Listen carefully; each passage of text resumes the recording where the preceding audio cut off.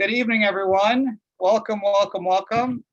I think that this is episode number 19 because we said last week was 18. So I think that makes this the 19th episode of MeZOOMin. And it's good to see everyone. It's particularly gratifying to look at people's faces as they get on the screen. It looks something like this. Is it working? I can't hear anything. I can't hear anything. I don't know if they can hear us. I don't know if I can. So we see you, we hear you. Welcome, welcome. And it's nice to see more and more faces every week who put their videos on, which is great. We've got a special guest that's going to get us in the spirit for Sukkot. We'll be bringing him on soon. For now, let me go to my fellow rabbis, Rabbi Wahlberg and Rabbi Yogev, and find out how you guys are doing these couple of days after Rosh Hashanah and Yom Kippur finished up. Rabbi Wahlberg, you must have nothing left to do. Well, first of all, Rabbi Posner, thanks for unmuting me. I really do appreciate it. Absolutely, and it was good hearing from you, and we're going to mute you now again.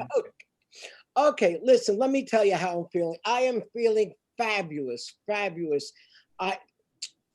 You people know me, and you know that of the many qualities that I have, many qualities, humility is not one of them.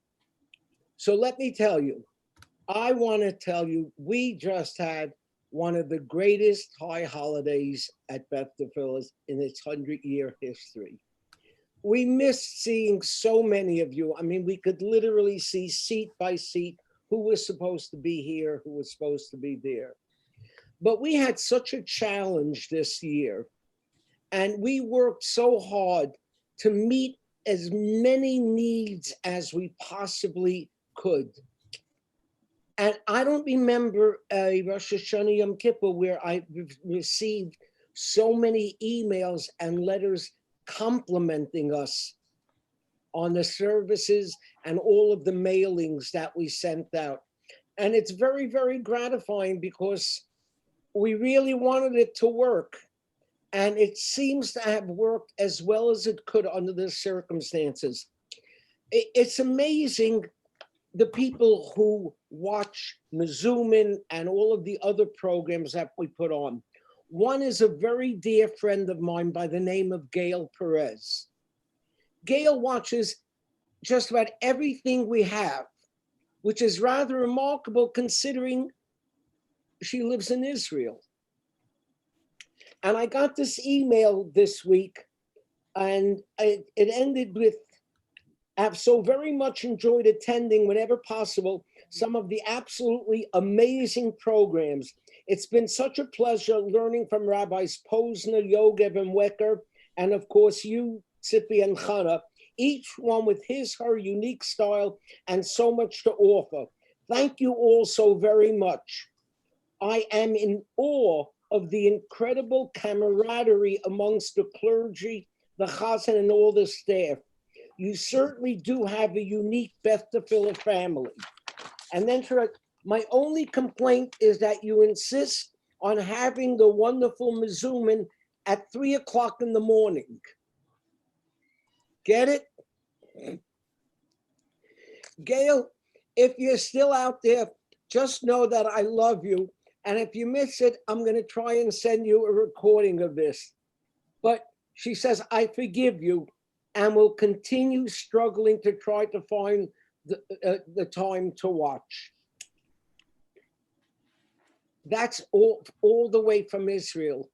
I heard from California, from Arizona, from Florida. I thank all of you, but I especially thank the people that I work with, our clergy and the entire staff. You wouldn't believe how much effort we put in to making the high holidays a real experience this year. And we're grateful that you're grateful. Really great to hear, I think the most common sentiment from people, and this is, we certainly heard it here, but not only at Beth Tefillah, And not only for people who went to shul, not only for people who were home, but across the board, I heard from so many people that the Yamim Norim, the high holidays, were better than they expected. That they, Yes.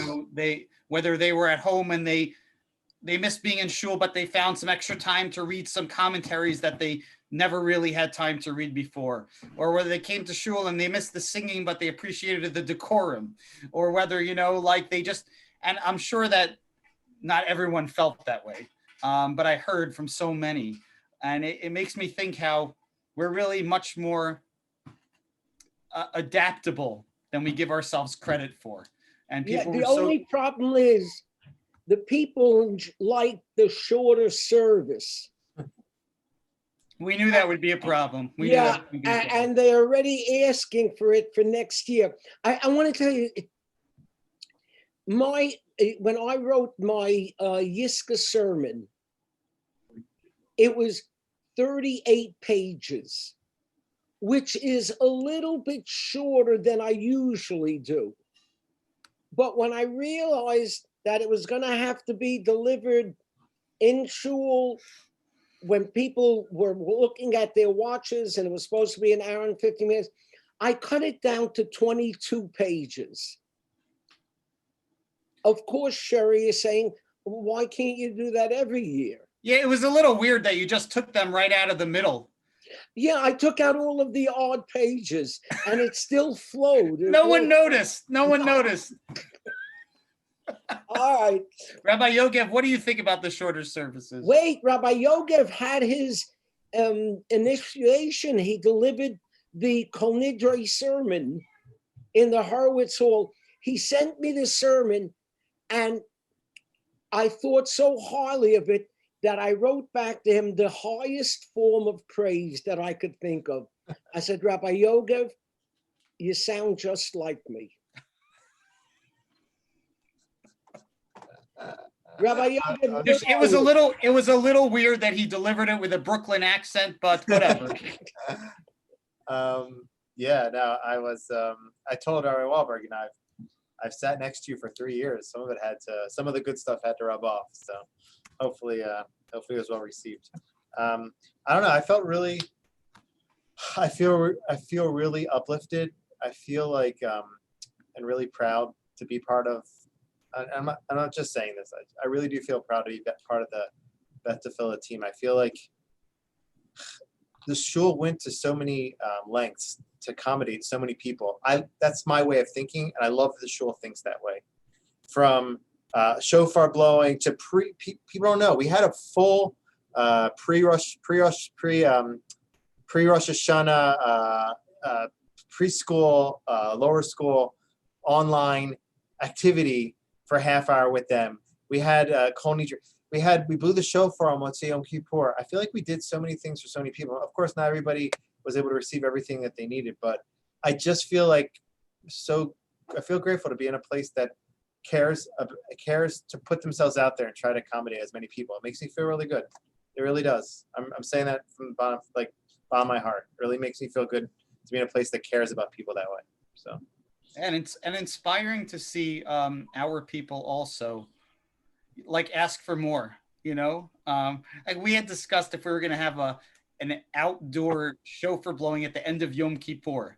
And from my feeling, I didn't feel it was necessary. Rosh Hashanah shofar is one thing, but I figured if you've ever been in shul for Ne'ilah and you see the exodus that takes place, I thought to myself, who's going to, go the opposite? Who's going to drive on the, the road's going out and this person's coming in, right? And it's not even obligatory. Right. It's, people have their break fast going on, and right. But we heard from people upset, politely, that we didn't have a shofar blowing for the end of Ne'ilah outside. All right. So we had a shofar blowing at the end of Ne'ilah outside. We got a crowd out there. Right. So yeah, no, it was a nice crowd. And I also received a few emails afterwards telling me how people felt like it really was helpful for them because they're all by themselves and they're going to find a connection to community. I think that's what we tried to do, is to provide a sense of community, and hopefully I think we succeeded in doing the best that we could. I think the biggest challenge for us as a shul, but also for people, for individuals, is like to take look all the bad stuff that this COVID has brought. Obviously, we all want that gone, and Bezrat Hashem, God willing, we want it gone sooner than later. But the various good stuff that we picked up from this year, like the things that we saw that were different, the ways that we challenged ourselves and were able to make certain things meaningful, the extra commentaries, extra learning, I mean, things like that, to keep that, right, and bring that back for next year too. And I heard that from a lot of people also. So the most popular service next year is going to be the Yom Kippur over drive-by 30-second Kia Gedola blast outside before people go on to their break fast. I just want to say one more thing. One thing that I found very uplifting that kind of goes under the radar, I really enjoyed Rabbi Posner and Rabbi Wecker's davening. In addition, the Chazan always does like an amazing job, but like they prayed simply and from the heart, and it went into the heart. And so it's just, that was kind of like the feeling I had all the high holidays. Everything was done simply from the heart, and it was very unique in that sense. It's very uplifting. I know other people. Yeah, it was. Well, look, it definitely wasn't from the vocal cords that we were davening from. It had to be from something. But I'll tell you something. Speaking about vocal cords, we have a special guest. You like that? You see what I did there? That was really smooth. We have a special guest with us this evening to help get us into the Sukkot spirit. I want to tell you, I noticed this year, my favorite moment is, for leading up to Rosh Hashanah and Yom Kippur, we say, like, we have about 40 days of semi-awkward ways of greeting people. What I mean by that is it's like, L'Shana Tova, it should be a happy and a healthy, and then as we get closer, and especially once we pass Rosh Hashanah, our greetings turn to this, like, it should be a good ceiling, that it should be a good year. It's sort of awkward, like there's no simple. And then we pass Yom Kippur, we head to Sukkot, and it becomes Chag Sameach. That's it, Chag Sameach, a happy Chag, right? And Sukkot is the Chag of happy. It's Zman Simchatenu. It's our time of joy. There are many different ways to understand that, but very simply, right? Very simply, after Rosh Hashanah and after Yom Kippur, we all really, really need to smile and to sing and to dance. And it's challenging for us this year that we can't exactly do that in some of the ways that we would like to do it. So we wanted to speak a little bit with someone who's a professional in this regard and also get inspired by him. And so we asked Mordy Weinstein, who's been a visitor to our shul a number of different times. He's famous for being from 613. We asked him to join us here this evening. Mordy, welcome to MeZOOMin. Thank you. It's I've never been here live, and it's very exciting to be here. Mordy, where did you daven Yom Kippur? I was at the Young Israel of Scarsdale for Rosh Hashanah and for Yom Kippur. And how did they do Yom Kippur? Very bizarrely. Some things were more normal, and some things were unusual. Overall there were 12 minyanim, so they had they normally have two different sites. So they have the main shul and they have a JCC. So there are usually 2 minyanim there. There's one extra one in the shul. There were, I think, 2 outdoor minyanim at each location, plus I think 6 or 7 backyards in the community that were all being used for different minyanim. So each minyan had no more than, I think, 70 people. Did they give you a nice backyard? So I was in a tent outside the JCC. Wow. Which was smaller and therefore easier on my voice than the tent outside the main shul, which is where I was for Rosh Hashanah. But it honestly, it went really, really well. Listening to the way some of you guys are describing how Yom Kippur went for you, I found a lot of similarities.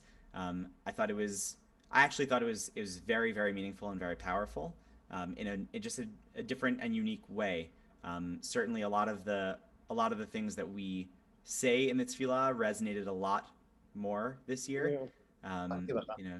Certain phrases that just you can't help but notice how real they feel this year.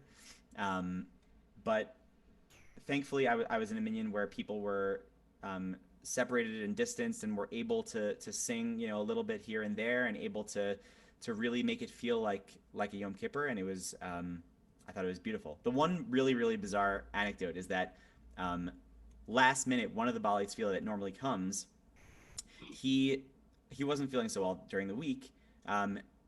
It wasn't a COVID thing. He had a sore throat, and he had a little sniffle. He got a test and it was negative. Just the shul decided it was a really bad optic for him to be there blowing his nose. People were very concerned.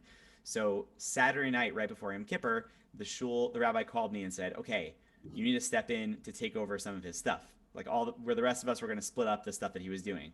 So I ended up doing Ne'ilah twice. The first of which started around 2:30 p.m.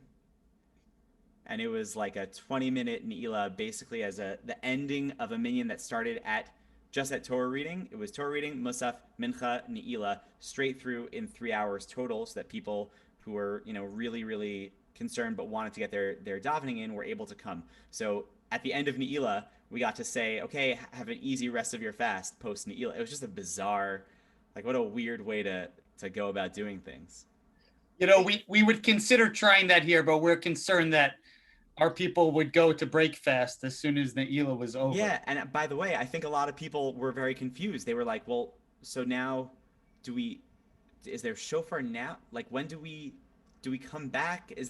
Do we eat now? Like, is that like Just to take the pressure off, tomorrow, if I have some time, I think I'm going to do Ne'ilah for next year. Yeah, honestly, it's as good a time as any. That was a bizarre, just a very bizarre thing. Like, go do Ne'ilah, and then after Ne'ilah, I went back for Mincha. Wow. Yeah, people don't realize that Ne'ilah could be davened earlier. Yeah. Line it up that it finishes at the end. In Israel, they always line it up to finish earlier. Yeah. They do Birkat Kohanim. Yes. Duchening at the end, and Duchening has to be done when it's still during the day. Morty, that was one of my favorite parts of Yom Kippur in Israel, was being, because I'm a Kohen, so I get to do that, and that's a thing that I never had gotten to do in America. And I experienced Birkat Kohanim and Ne'ilah, which was just incredibly powerful. So when you have you in the davening that you do, did you daven Musaf? Yes. So what do you do for Birkat Kohanim? So I washed my hands before Musaf. Because we were outside, we weren't really.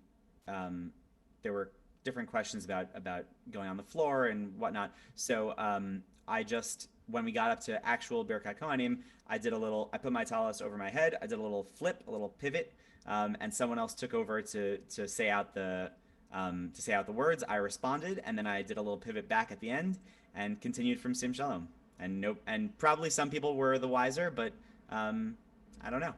Wow. One of the people who used to daven Musaf in one of the shuls where I grew up was a Kohen also, right? So the challenge is that he's right, you're davening facing the Aron Kodesh, but duchening is supposed to be to the people behind you. So we put our talis over our head and we would listen, because we knew he was going to do this jump. I think that's your pivot you're talking about.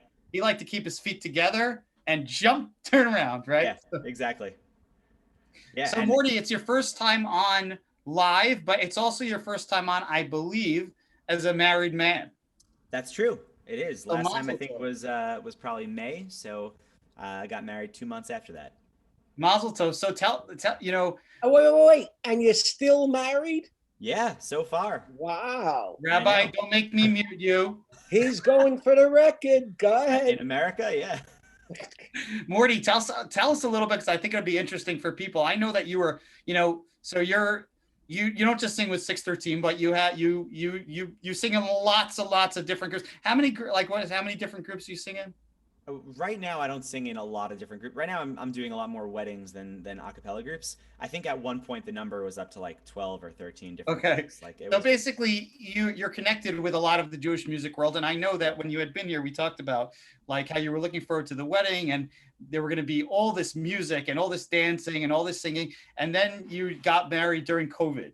Yes. So tell us a little bit about like what that was like for you, because I think it'll be really interesting for people to hear, and also like a little bit about what's going on in the Jewish world and in the weddings and things like that. Like, what are people doing? Sure. So I'll start with my wedding because the Jewish world in terms of weddings and music and a lot of stuff looks it varies very, very greatly.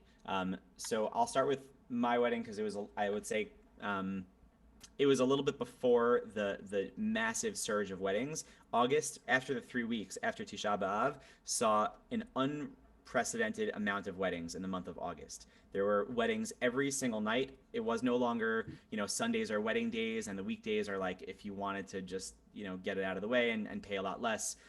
Every night was like a ton of weddings. It was crazy. People were fitting weddings from the past bunch of months, and a lot of people were bumping up their weddings from later because of the concern of what's going to happen, when it gets colder. And they figure now, like Masha Batuach Batuach, they figure they may as well. It's outside, you have nicer weather, they may as well do it in the summer. So our wedding was a little different. Originally, we had planned to get married in a hall on Long Island. There were going to be a lot of people. My wife's family is Baruch Hashem, very, very, very large. She has many cousins. And between us, thank God, our families and we have many friends, and we were very excited about that. Many of whom are singers. So our wedding guest list went from about, we'll call it 375, 400, down to about 55. So we ended up finding a different venue. I was wondering where my invitation was, by the way, but now I know. That's okay. That's where it was. That's where it went. Yours was. Was I 376? I would say somewhere in that range. Yeah, there's like the 370 and change. It was like the unclear. You may as well tell people there were supposed to be 500 people there. Yeah, I'm gonna tell everybody they were originally invited. You were originally number 102. But so we ended up finding this beautiful place really by stroke of luck. We were looking around for Airbnb type places, and we found a museum and outdoor nature center in Connecticut. So everything was outdoors. We had the chuppah was on the front lawn of it's a museum, but it also is it's like a reserve. So there's like a little bit of a farm and like a small petting zoo and all sorts of stuff. So we had the chuppah outside on the front lawn of the mansion of where the museum is housed, and everything else took place. They have actually on a different yard, they have 3 large tents right next to each other. So it worked out perfectly that way. It allayed anybody's fears about rain. We gave out little goodie bags at the beginning with masks, sanitizer. My sisters actually dyed masks purple, which ended up being the color of the wedding. So they dyed a whole bunch of masks, enough for everybody. Put them in these little bags with little personalized hand sanitizers and a little program. We gave those out. For the chuppah, I'll just talk about this for 1 second because this was like the music related thing. Is it possible? So ultimately, we were not able to have as many musicians as we originally planned. I had this band booked, like it was musicians that I wanted to use. I chose like all of them. We ended up just having one friend of mine play keyboard, like a one-man band sort of thing for the dancing, which we did distantly with these like ropes and things. But for the chuppah itself, I would say between the two of us, we had about 20 friends there. And it happens to be a lot of our friends are singers. So one of the guys brought his guitar, and for each song in the chuppah, it was guitar and 3 singers. So we rotated the singers in and out, and they stood far apart from each other, and they sang 3-part harmony and acoustic guitar for each song. And I have to tell you, I've been to a lot of weddings, and I know that I have zero bias about this, so I can tell you without a doubt, in a completely objective way, that it was the most beautiful chuppah I've ever been to, and it was just really cool. Like, I've been speaking to a lot of people afterwards, like people who are getting married during COVID and sort of bemoaning what they wouldn't be able to have and all that sort of stuff. It's just a perspective shift, right? If you stop thinking about all the things you can't have and instead focus on what you are able to do because of COVID and because of the way your wedding gets structured, it's a whole new day. So especially the main thing was like at a regular wedding, your inner circle of people dancing, like you have your 20, 30 people, like those are your closest friends who are going to be there the entire time. They're going to be going crazy. That was the whole guest list. There was nobody who was at the wedding that was like maybe I'll go, maybe everybody was there because they couldn't not be there. And it was really special. We got to we got to spend real quality time with the people who are closest with us and to whom we are closest. All you married couples out there, you remember when we were just as excited about our weddings? Enjoy it while it lasts, Morty. Thank you. I appreciate that. Morty, I'm gonna pretend there it was no lasts for a long snark. time. Don't listen to him. I'm gonna pretend there was no snark and sarcasm in that comment, None whatsoever. and I will enjoy it for a long time. That's awesome. It's great to hear. And you're absolutely right. Perspective shift is big, big, big, especially around this. And I think there's a lot of things that people have learned. If anyone has any questions about like the Jewish music world now, or what singers are doing, or what groups are doing, by all means, feel free to put it into the chat, and we'll see if we can get a chance to hear a little bit. Yeah. If you have questions, we'll see what some of those answers might look like. But meanwhile, I think we're going to stop talking and we're going to start singing a little bit. We'll invite Morty to sing some songs for us and get us into the Sukkot spirit. So keep yourselves on mute by all means. It works out better like that, but you're welcome to sing along from your home. And one of the things I like about Zoom is because there's a little bit of a hesitation there. No one will know if you're clapping on beat, on rhythm. It'll look like it's on beat regardless of how you're clapping. It's true. Everybody is a professional singer on Zoom. So I was thinking about what to play. I mean, there's people say, well, Sukkot is coming, like, let's sing some Sukkot songs. It turns out there's really, really not a lot of Sukkot songs. And every year we come up with the same, I end up at the same exact problem, which is that there just aren't a lot of songs for Sukkot. So there are a few, and I'm going to get to some of them. I wanted to start with this one just because I often find that after Yom Kippur, I have like this like immense sigh of relief, and I don't know if many of you experience that also. At the end of Yom Kippur, it's like there's so much pent up anxiety and concern leading up to Yamim Noraim and through Rosh Hashanah and through that week to Yom Kippur, and then you finish and you're like, oh, oof, and you take a deep breath, and it's amazing. And this year, I was wondering if that was going to happen, and it definitely did. And I wanted to sort of play the song that I sang at the end of Ne'ilah. So for Kaddish at the end of Ne'ilah, I used a tune after the shofar is blown. It's sort of like that's like this really triumphant like moment. Okay, Yom Kippur is sort of done, and we did it, and we made it through. And so I use this tune. It's always been one of my favorites, and it doesn't have any words. Well, it actually originally does. It was actually originally written for the Lubavitcher Rebbe's birthday. It's called Yifrach B'Amav. Many people know it as Shchem. Some of the words have been appropriated to speak about a pasuk in Torah about Vani natati lecha Shchem achad alechecha. Depending on if you live in Israel or if you live in America, if you're a Chabadnik, you know the song by different names. But I call it Yifrach, and I hope you can sing along with me.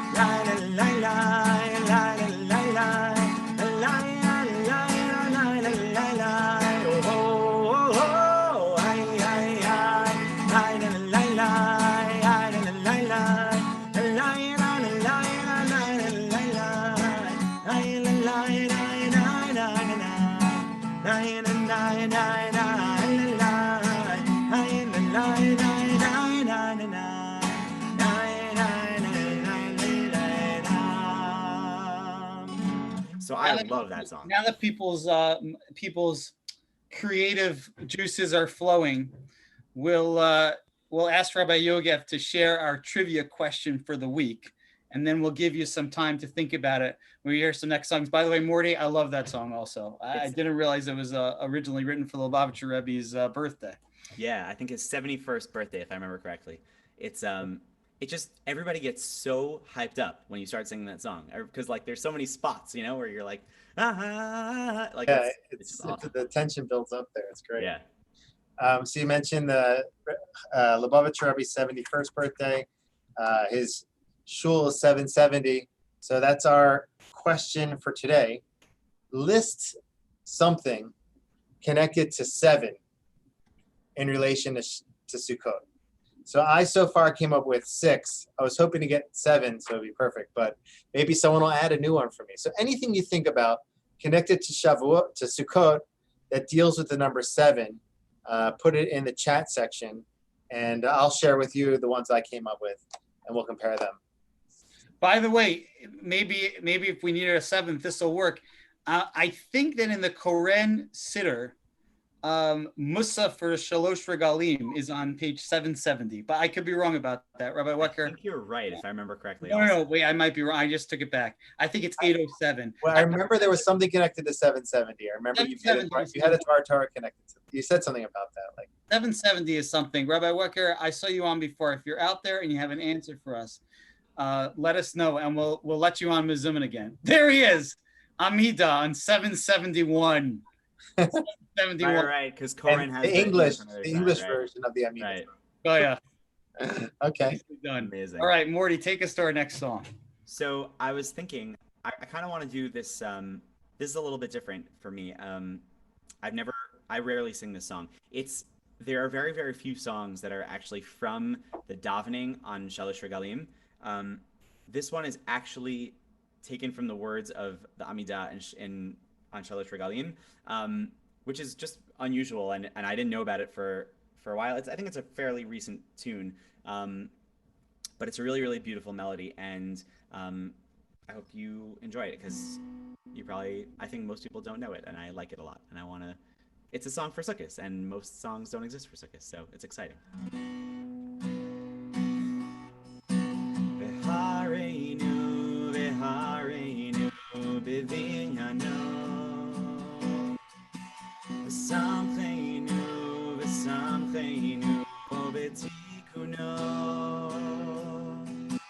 והשיב כהנים לעבודתם, ולווים לשירם ולזמרם, והשיב ישראל לנביהם.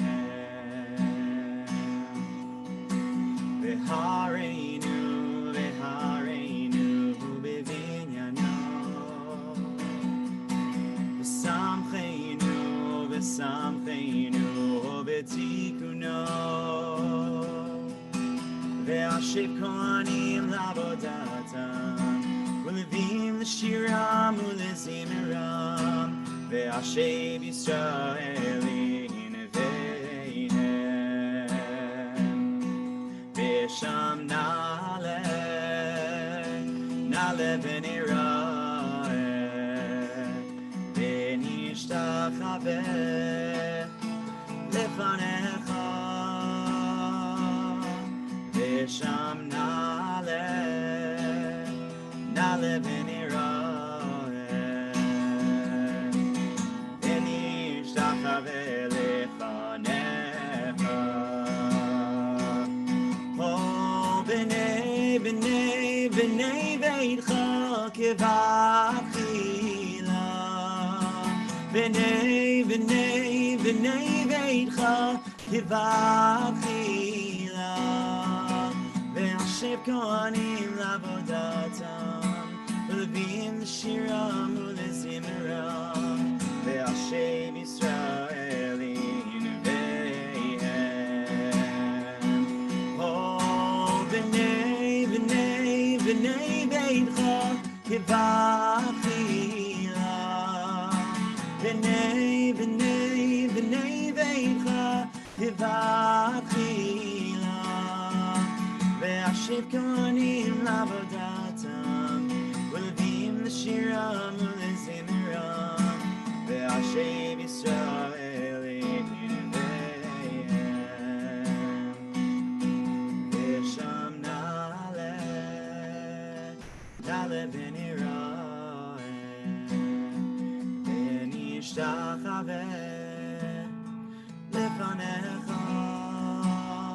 ושם נעלה ונראה ונשתחווה לפניך. Beautiful, beautiful song.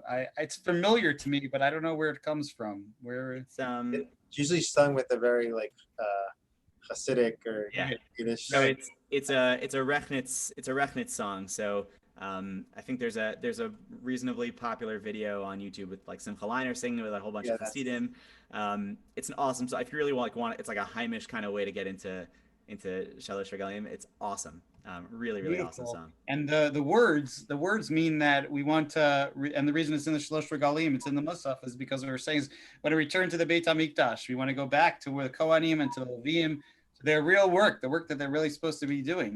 And we all feel that. We feel that this year even more than other years, because we usually look to the shul as our own Beit Mikdash, our Mikdash Pmat, but like we're not fully in the shuls either. And that's an element too that hopefully we can bring to our sukkahs as well. Beautiful, Eshkoch. I hope people are thinking about the trivia so far. I don't think we have 7 answers yet. I don't We want got a Mordy to new go, one from the Mordy's Posner gonna go family. back to the whole Jewish music world and tell them that the people up at Tefillah don't know anything. We've gotten some really nice answers here, especially we've got 2 new ones from the Posner family, so that's good. Ooh, Yeah. representing. Now Morty's going to go back and say Bet Tefillah doesn't know anything except the rabbi's parents. Yeah. So we still need people to write some. Now we have some good ones. What else you got for us, Morty? Song wise or information wise? I got tons of stuff. I got all sorts of stuff. Let's do this actually, just to get like really in the mood for Sukkot. This is like the most standard Sukkot song. The one fun fact about this song is that everybody always forgets that there's like technically a third part to it, but it's like the standard, it's the go-to Sukkot song. So. ושמחת בחייך והיית אך שמח ושמחת בחייך והיית אך שמח ושמחת בחייך והיית אך שמח ושמחת בחייך והיית אך שמח. Not yet. ושמחת בחייך והיית אך שמח ושמחת בחייך והיית אך שמח ושמחת בחייך והיית אך שמח ושמחת בחייך והיית אך שמח. Third part. ושמחת בחייך והיית אך שמח אך שמח ושמחת בחייך והיית אך שמח אך שמח אך שמח ושמחת בחייך והיית אך שמח ושמחת בחייך והיית אך שמח ושמחת בחייך והיית אך שמח שמח ושמחת בחייך והיית אך שמח ושמחת בחייך והייתך שמח, חג שמח. ושמחת בחגיך, והייתך שמח, חג שמח. היה חג שמח. Everybody always forgets about that other part. Awesome. And worse, sometimes instead of forgetting about it, kind of remember. Some people remember, some others don't remember. Yeah. That's a fun piece that we're gonna miss from Simchat Torah this year. I texted Dovi Ziffer, who's in Cold Fusion. They always come and dance and sing with us. That we're gonna miss celebrating with them this year. Yeah. Are you hearing any very creative ideas that people are doing for Simchat Torah? So I haven't heard any yet. I don't know exactly what so full disclosure is that normally for the past, let's see, 4 years probably, 613 has gone to a shul in West Hartford, Connecticut, for Simchat Torah, and we basically handle all the davening. We do hakafot. It's generally a little bit of an older community, so we definitely are our role is to really bring the ruach and bring that energy. That shul, by the way, I interned in that shul the year before I came to Bet Tefillah, and that's where Elliot Rena Rank came from. Who's the rabbi there? Rabbi Adler. Adler. Yeah, I spent a Shabbat there before too. So fun.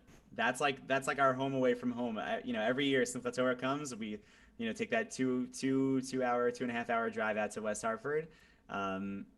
And it's so much fun. It's a very, very surprising place to bring in like a pretty high-end Jewish a cappella group. But we have such a good time and we love hanging out with that community. It's super, super fun.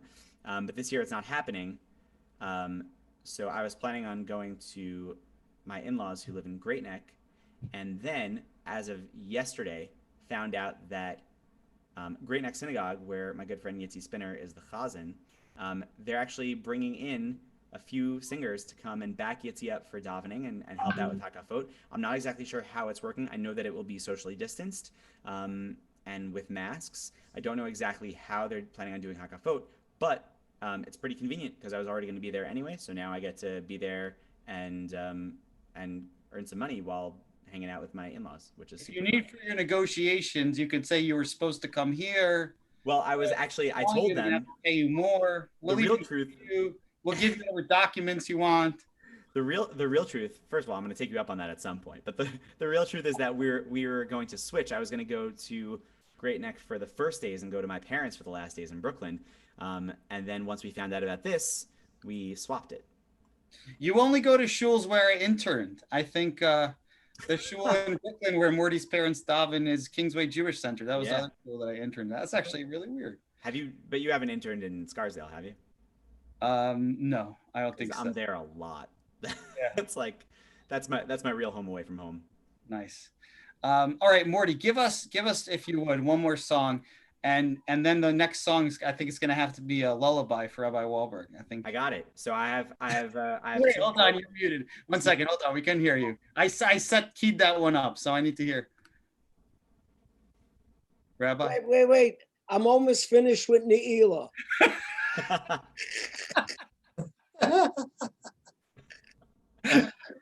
You're late. I did mine right after my second Ne'ilah. Can I say something now, because I don't want to end this MeZOOMin on a down note. So let me just say something now. We're talking about Hakafos and Simchas Torah. You should know that the Vad HaRabbanim today had a meeting, and it was unanimously moved that there's not going to be any dancing hakafot on Simchas Torah in any of the Baltimore shuls.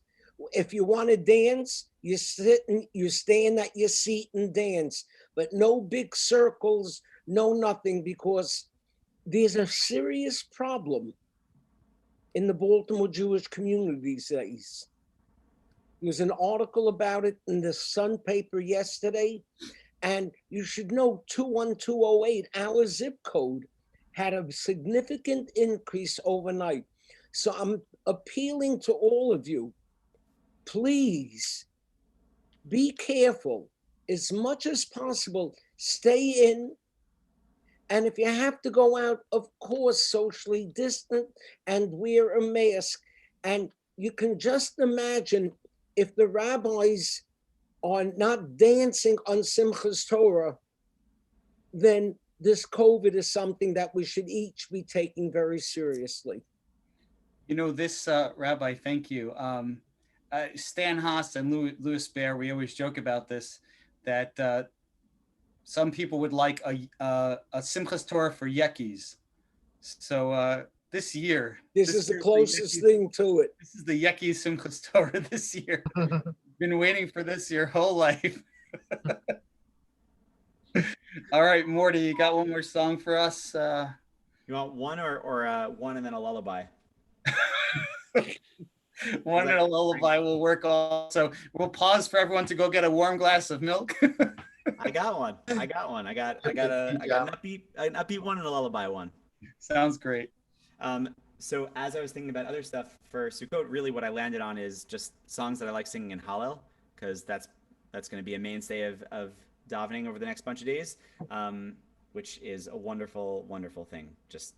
I just wanted to say it's so nice. Like when you go through that 8-day period or however many days of saying Hallel every day, it's so nice. Like it's so like, oh, Hallel. Like, yeah, it's a yontif. It's happy. Whether you're at home or outside or whatever it is, it's still yontif and it's still a chag. It's still happy. This is one of my favorite things to sing in Hallel. I think I learned this in Israel actually. And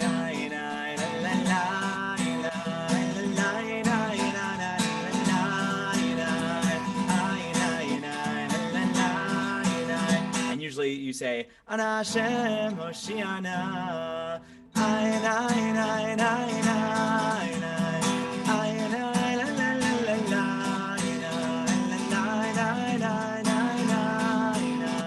Ana Hashem Hoshiana.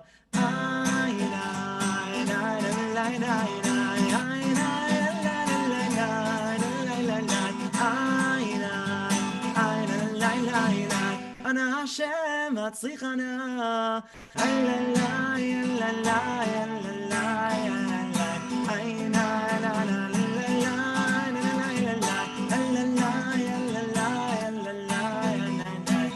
Hashem Atzlichana. I just love singing that.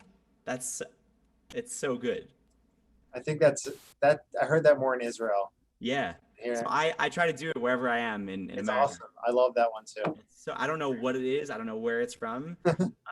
It's one of those songs that like I know it because it's the Hallel Ana Hashem song. Yeah. I don't know anything else about it.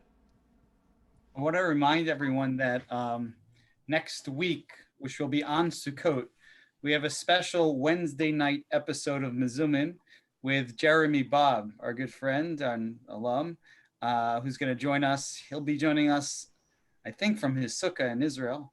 And we invite everyone to go out to your sukkahs well, if you can set it up with a computer and all, and join us for MeZOOMin. It's going to be Wednesday night. Rabbi Yogov's already been in touch with him, and he'll be interviewing him and finding out a lot about what's going on in Israel. And next Tuesday night, we've got a Yonina concert. You guys remember we had them here for Lag BaOmer. Well, not here, but on the screen for Lag BaOmer. And they'll be joining us next Tuesday night. So make sure you keep those on your calendar. And we'll kick it to Morty for the lullaby. I'll just add one thing about the words from the previous song, the Ach Sameach. Once had a rabbi used to tell us, it says, you have to be happy on Sukkot, but not just happy, Ach Sameach, only happy. And he used to always stress us, you should be all you can to be happy. I think it's really, really relevant, especially today, to do all we can to be happy. The more we're happy, the better blessing and good tidings we can experience over Sukkot and going forward. So absolutely. And then there's the Yeki read of that. Ugh, Sameach. I just thought about that. That should be a joke. It's not bad. All right, we'll submit it. Not bad. We'll submit it. So Yeah, I'll close with this last one. I think hopefully a lot of people know this song. Really just a beautiful, beautiful song. Miami Boys Choir, so you know it's a classic. Yale yavo yagia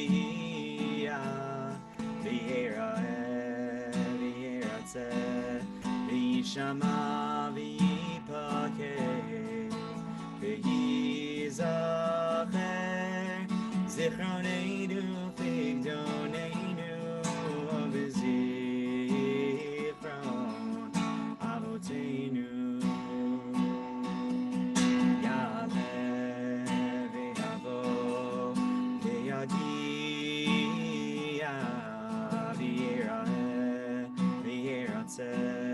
Vishama vipake v'yizacher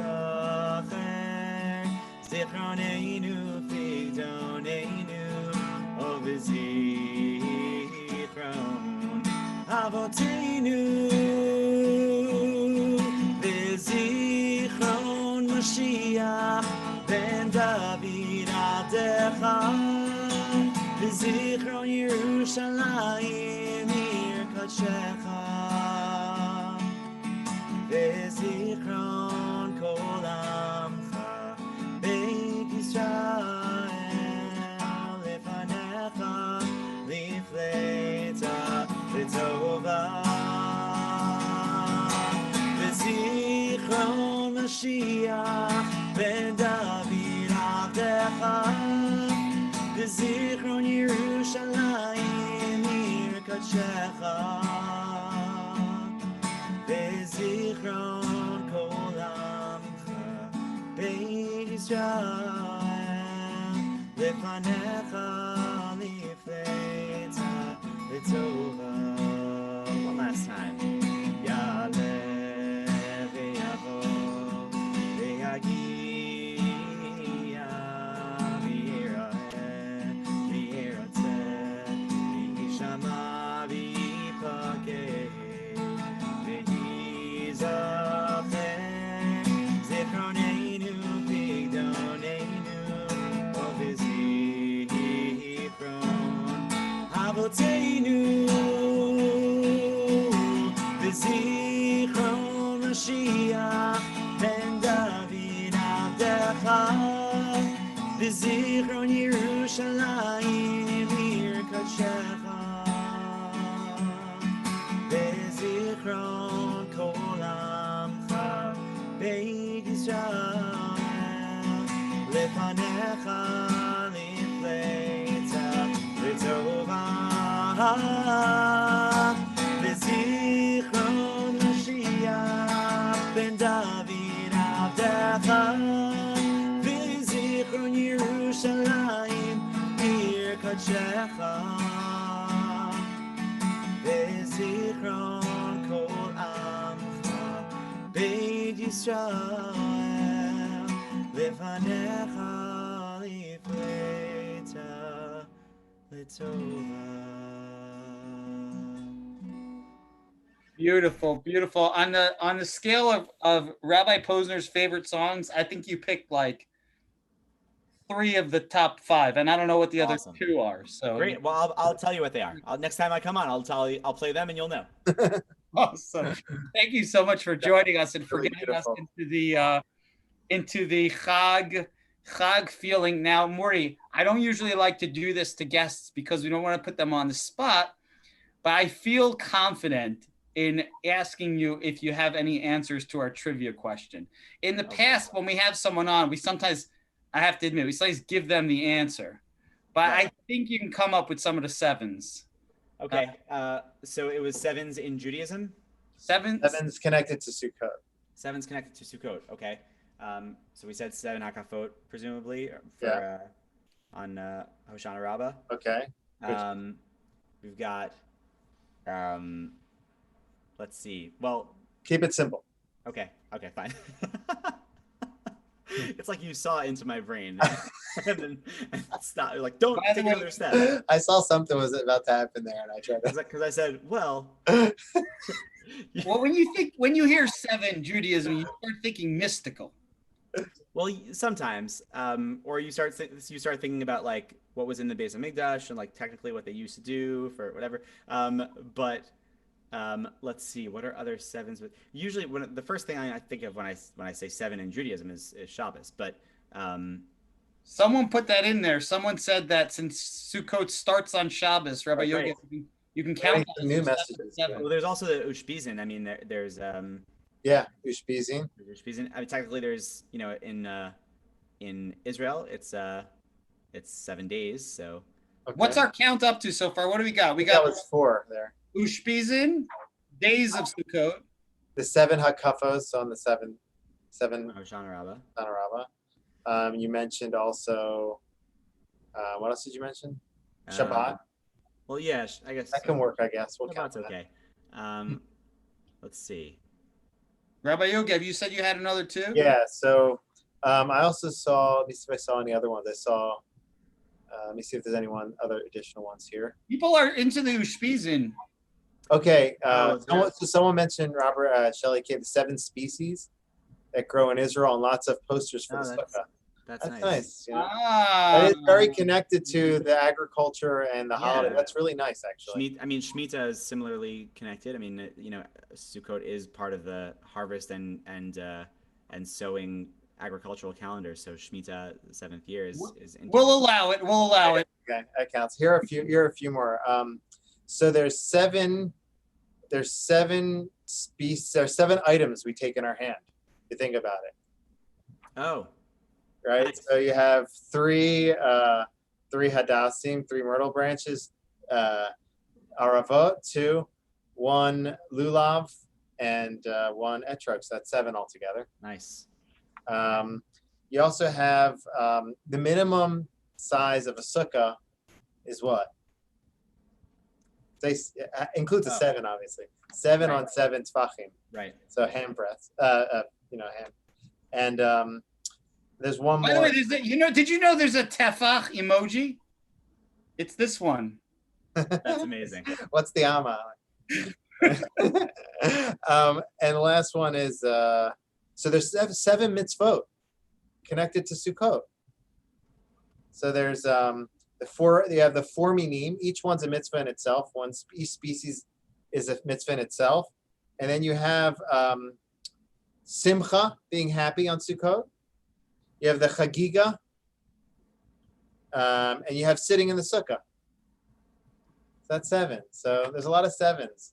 7 is a complete number, and I think it's the lesson is that we're coming out of kind of Rosh Hashanah and Yom Kippur. We're kind of incomplete. We've kind of done our tshuva, and we've fixed everything from the previous year. But these 7 days, each day adds on to the other, and it fills us up with a lot of blessing, complete blessing.